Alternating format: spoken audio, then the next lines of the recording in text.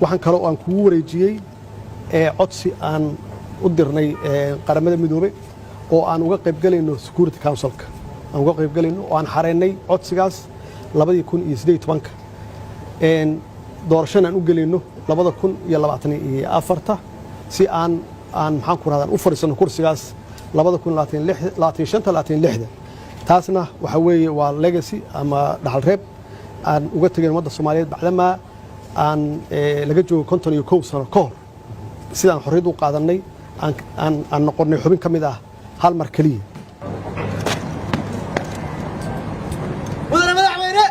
waxa salaanta diyaar u ah gudoomiye ka tirsan ciidanka xoogga dalka Soomaaliyeed mudane madaxweyne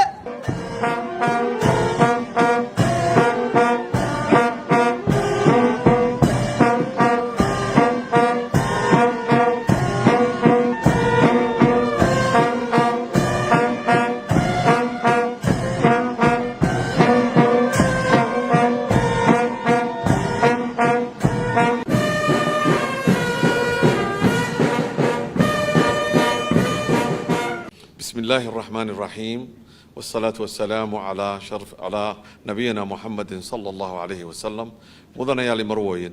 أنيقا أكو هدلاي مقع الدمان دبلوماسيينتا كومتلا دولة فدرالك الصومالية حارون تساري قرامة مدوبي نيويورك وحا شرف فرحة وين إياه وغونا همبليين يا أمد الصوماليات ميلكست إيجوغان إن مالنتي شالي أهيد بيش جنايو كو لابد كون إشان إلاباتن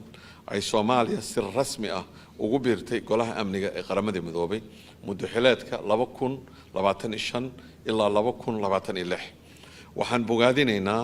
taageeradiinii iyo dhiirigelintii joogtada ahayd ee aad nala garab taagneedeen ummadda Soomaaliyeed oo aan matalno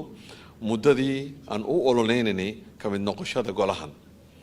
waxaan si gaar ah ugu mahadcelinayaa hoggaanka sare ee dawladda Soomaaliya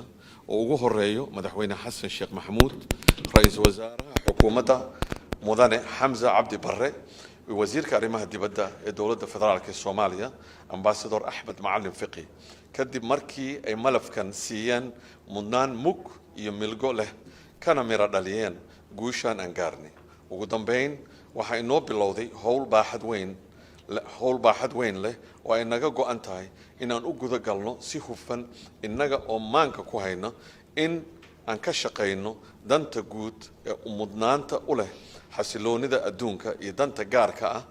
ee diinta dalka iyo dadka Soomaaliyeed kuna tashanayno taageerida dawladeena dadkeena iyo dawladaha aan xulufada nahay